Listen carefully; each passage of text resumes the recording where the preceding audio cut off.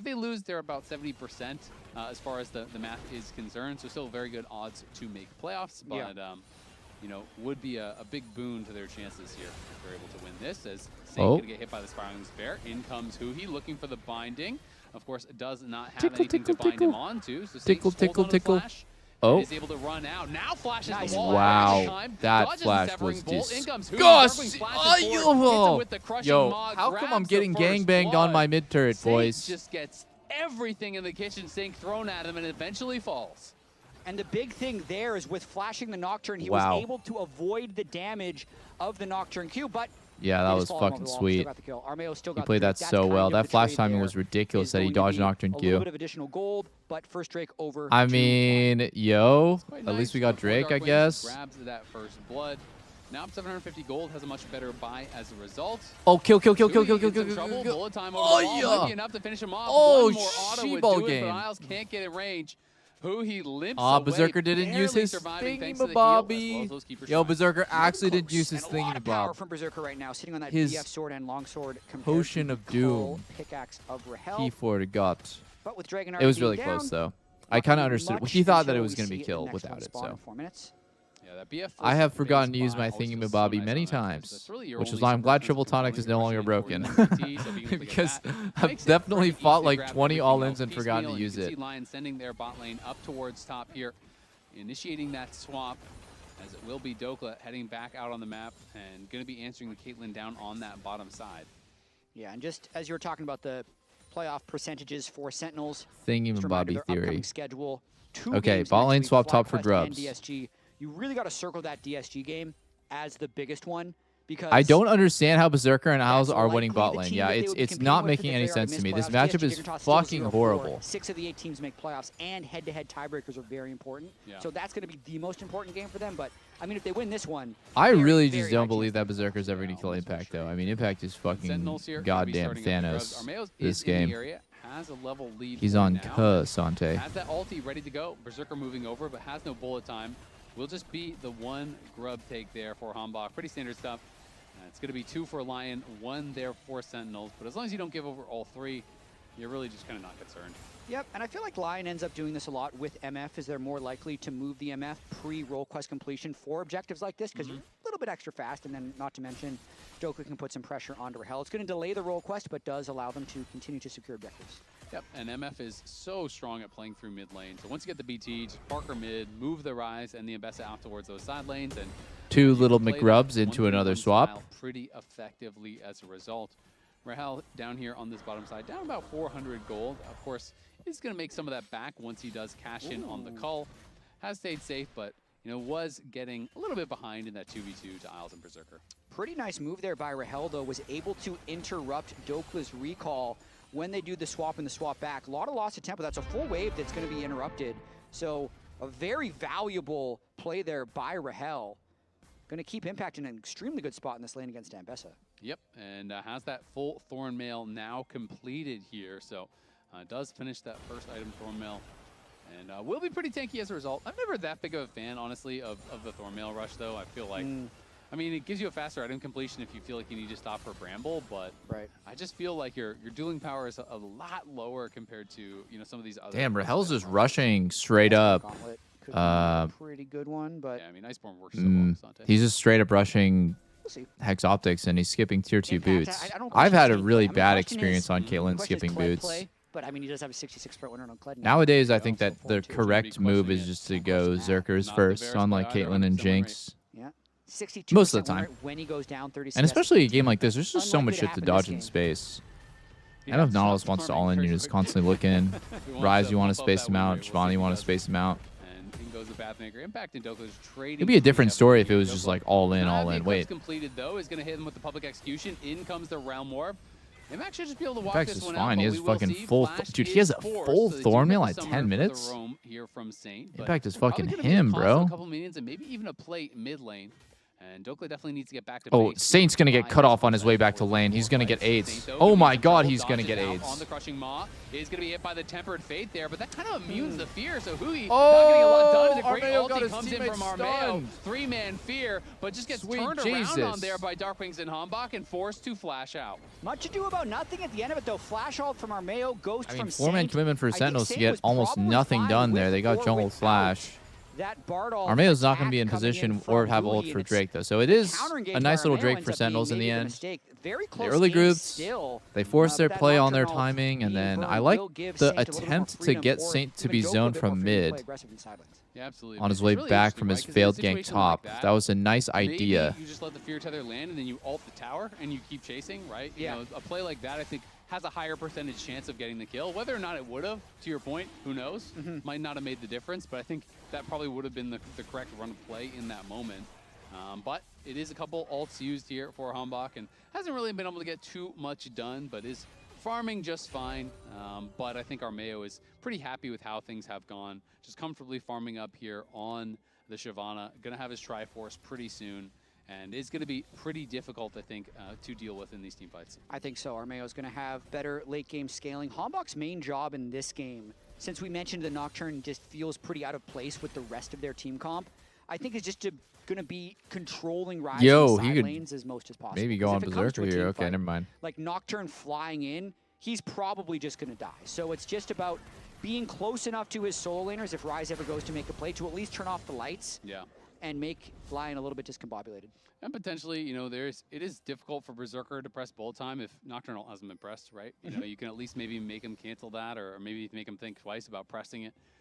But definitely not the easiest Nocturne game here, as they aren't the most squishy carries. RYZE especially just becomes very, very difficult. And then MF, if you don't kill her quick with the BT, of course, is going to be able to heal right back up.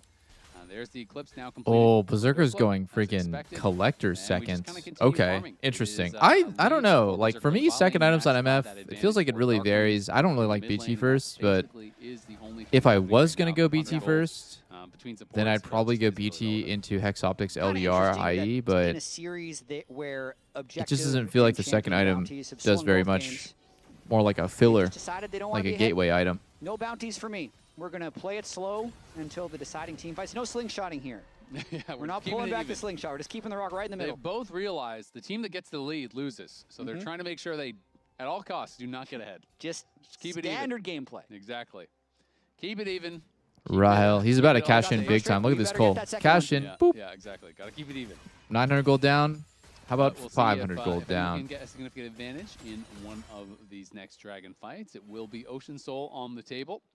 Of course, valuable for everyone, but whenever you have a team, you know, with someone like Cassante on it, Cassante, true tanks in general, with Ocean Soul just becomes so tough to deal with. Yeah, I think Collector might not be the move against Cassante. I actually think LDR just might be the best second item in terms of damage, but I could see why you do Hex Optics too. That would be good. Because LDR scales the damage of all your abilities, and the enemy team has a lot of HP. Absolutely. Nocturne does make it a little bit more difficult on him to play aggressive from the side lanes. This isn't the Quid RYZE style currently, but it's because they haven't had massive pressure in lanes.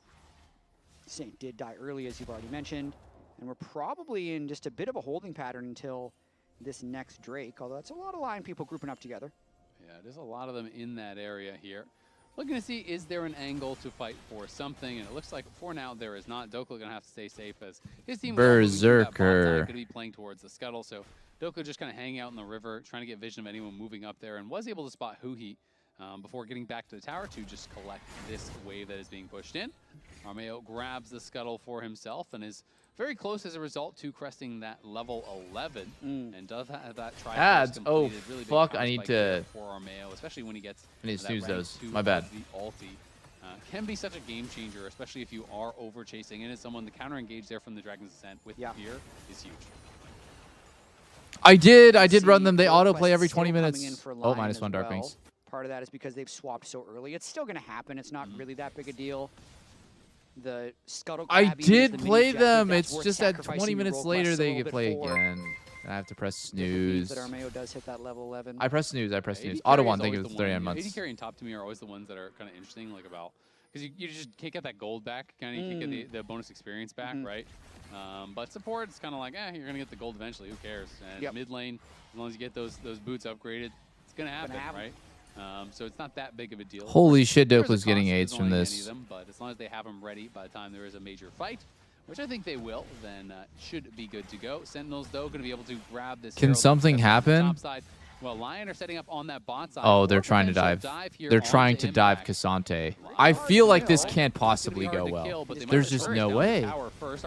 This can't go well. Coming in, Impact trying to run here. The Bardol it's comes in. Impossible. A little bit of time, but the tower is gone. Dragon's Ascent going to get popped there. Armeo does not connect on anyone with the fear. I don't think this is going to do anything, boys. Oh, whoa. Huhi just randomly died for free. What? It's just like on accident he just dies. Is able to help them corral that and and get a kill on the enemy support. Ooh, so clutch that they were able to finish Huhi at the end of that. But now mid lane, we see Hambach. Yeah, Ermington, he's feared. Oh my away, God. But doesn't actually Whoa, create he enough almost space, but in comes the Realm Warp, in comes Lion. Almost gets saved there by Locket and heal. Or was it Locket or was it just Summoner heal? It was like barrier heal, I think. Combo. Too much for Berserker to survive, even with both summons. Really insane map play coming out as this Lion played that super well. Just insta-Ryze ulti to save him. Kills Huhi, then Nocturne, RYZE ult are exchanged. So what ends up happening is Darkwings gets full waves and the turret up top. But when all is said and done, Armeo should be able to smite that turret. And is that flash? Yeah, Armeo had to flash out. Was worried about Rael moving over. Dokla had. I mean, Armeo had to flash out there in every single instance. He has to flash out of there. And back off. And of course, it is always nice here, for Shyvana. Every large monster, minion, etc. You are scaling. It is not specifically tied to dragons anymore. But the more you farm, the tankier you get, and that scale mail just keeps getting more and more powerful. Yeah, 47 stacks of the scale one right now for 14 bonus armor and 14 bonus magic resist.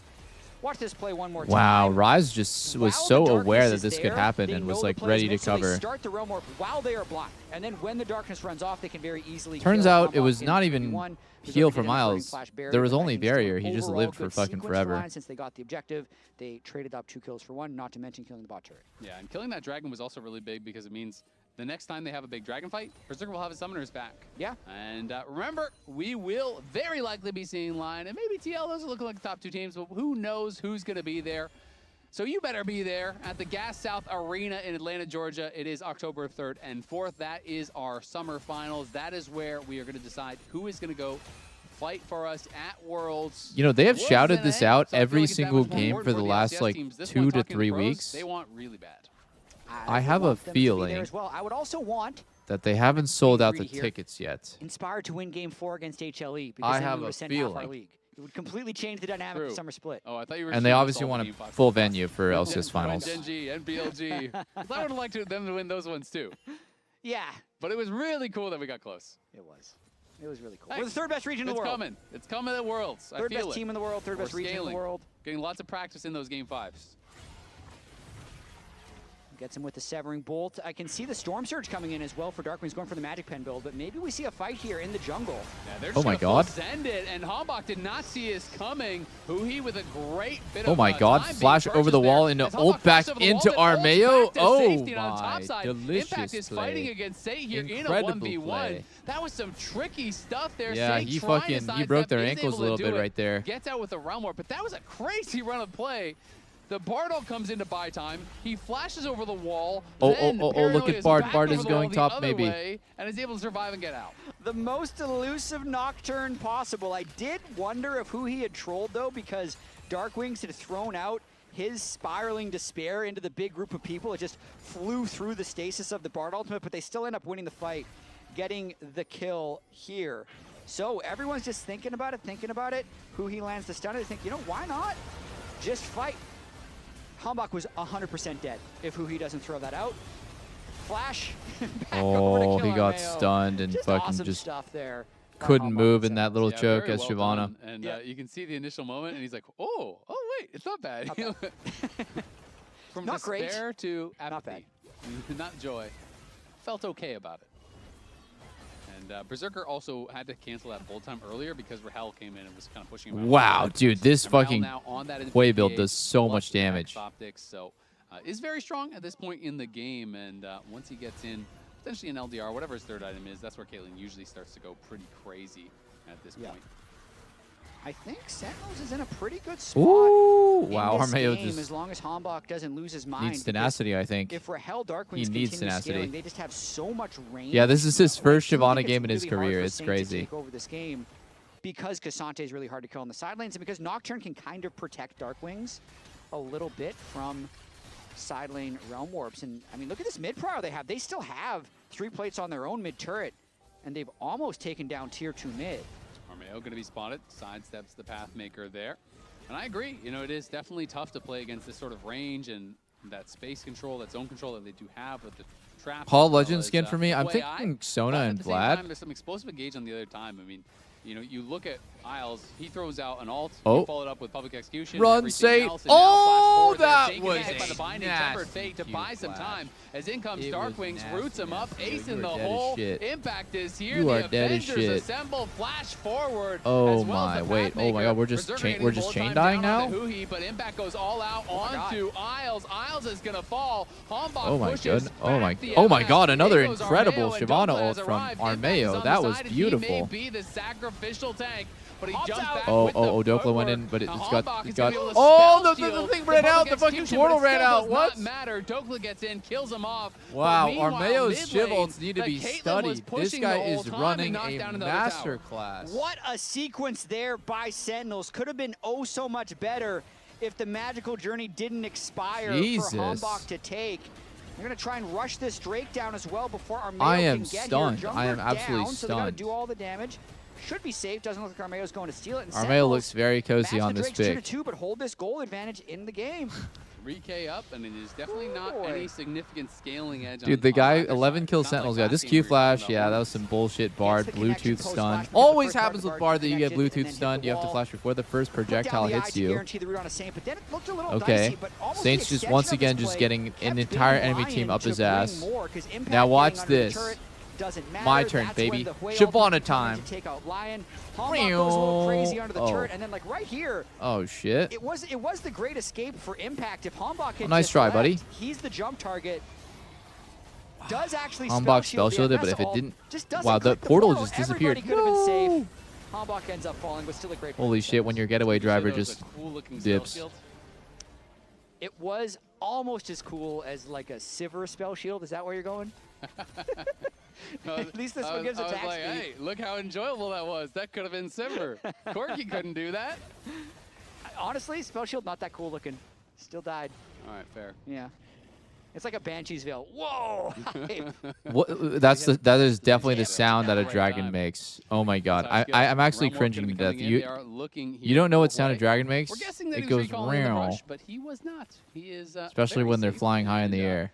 It's known. It's tower, literally so a it is Sentinels pushing everywhere else. commonly known now. fact Darkwings about dragons. Built that early lead thanks to the gank that came out and has been able to keep that advantage now 1.2k up. Completes another item here. The Crypt Bloom is dumb. And Rahel working in towards that LDR, so he is going to be. Bro clearly doesn't watch the VTuber Furry and Dragonkin tag. Incredibly high. I like the Hui build here with the recently buffed Spellslinger shoes, so just going more and more Magic Pen. That's why he goes Storm Surge. That's why he rushes the Crypt Bloom as well. But also a reminder here, the LCS Week 6 schedule. LYON trying to remain undefeated in matches here against Sentinels, and we're assuming that Inspired will return. So a lot to look forward to. Also, going to be an absolute banger next week, as we do have some other matchups, and we have the LCS Pros taking over the broadcast on Sunday. They're going to be running the show. They have no restrictions. Well, that's going to be a good week. Except those imposed on them by the producers. Dude, what did I tell you guys about Impact on Kasante? Impact on Kled? No. Impact on Rumble? No. Impact on Kasante? Whoa, now we're tanking it up, boys. Am I right, boys? We'll see, though. It's going to be a lot of fun. I mean, that's why they're going to win. Oh, Sage's nice movement is just so good. What? Great movement. How is he so good? How does he do it? He's just egoing in front of the entire enemy team. Yeah, I don't know what the Doing teams the were Dougie expecting on to him. happen in the mid lane here. If Nocturne turns off the lights and flies in, he probably dies. If Dokla ults in, he probably dies.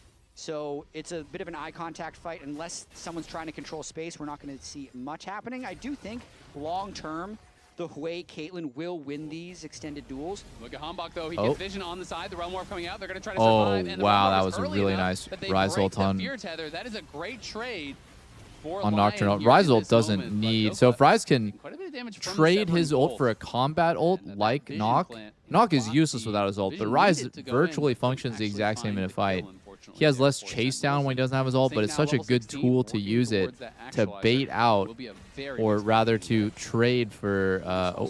who's being so annoying here? Pretty much every single They on last Baron? No, they're goal not. From those Kruggies. It is a game, though, where Sentinels has control.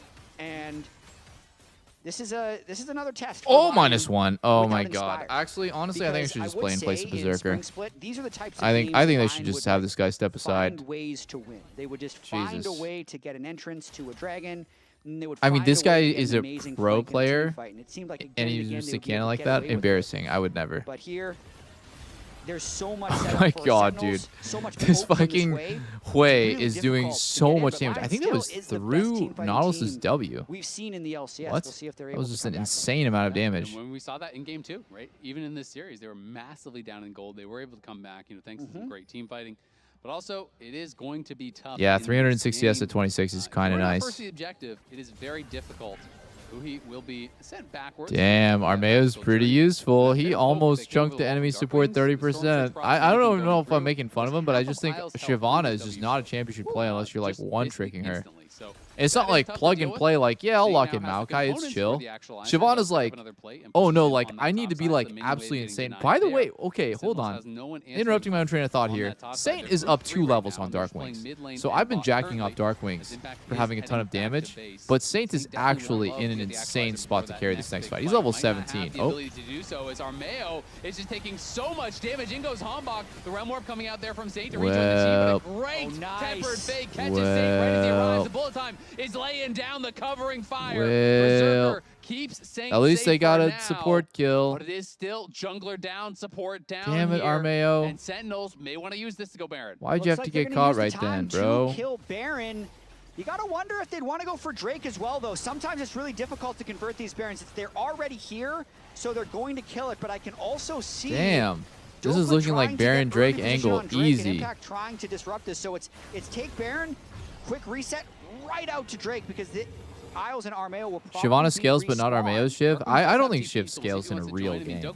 Like you actually just can't hit this ult against anyone useful. It's gonna get, if you fear the 80 carry, it'll get instant McHales.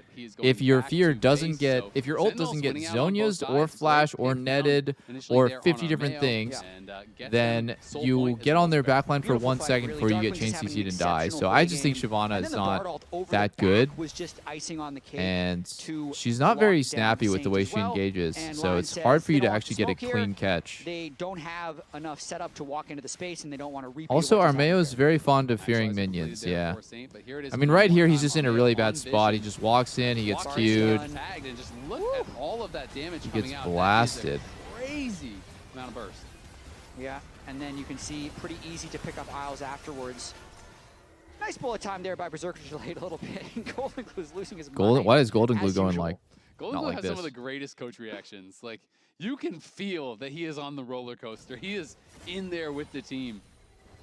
Now Soul Point, 3,500 gold lead, 1.3K of that on Dark Wings, and Baron. You see how Lion can hold on here. Berserker halfway to level 16, Rahel almost 17. Oh, Berserker tried to sidestep it. He realized he wasn't going to make it. Then he flashes. Because he's on tier 1 boots, really hard for him to dodge. Now a little bit of a pushback, a little bit of fight back for. Oh my God, that damage was disgusting. Isles is just fucking dead. And finish off Isles. A lot spent to get the support, but they do indeed get him. Yeah, and I mean that's so much engaged down from Lion now. No flash on Berserker's got to be really careful. This game's fucking over. I think Caitlyn Bar was such a great headshot by SEN draft. They don't have any way of dealing with this. Yeah, it is really, really good. That Baron buff as well, making it work here. Berserker chunked down about half Dokla tried. He tried his best. He doesn't want to spend the bullet time on the wave. Just has to back it up. And if you ever stop and channel that, you can get hit by the orbital strike there from Hui, by all of these different tools that they have to harass you. So they're going to have to give up the bottom lane and hip off of the pick onto Isles, and Sentinels playing a really strong series here for themselves. Could see Saint was thinking about trying to get a damn, this Hui build does so much damage. Running far, far away. Sentinels looking clean. Wins game 1 off a comeback. Pretty easy to get tilted after what happened in game 2. They were up 9,000 gold. They had a 4,000 gold lead on Kha'Zix's jungle. Lose a couple team fights, game's over. But didn't feel like they were tilted at all going into this game. They played very stable in lanes. Only 4 deaths for them in 30 minutes. And I mean, Berserker is pretty strong, but Rahel's just getting to the point where he's at 100 crit with rapid fire. It's going to be so hard for him to die. And did you see his damage on Isles? If he gets one single trap off in a fight, it's an insta-kill.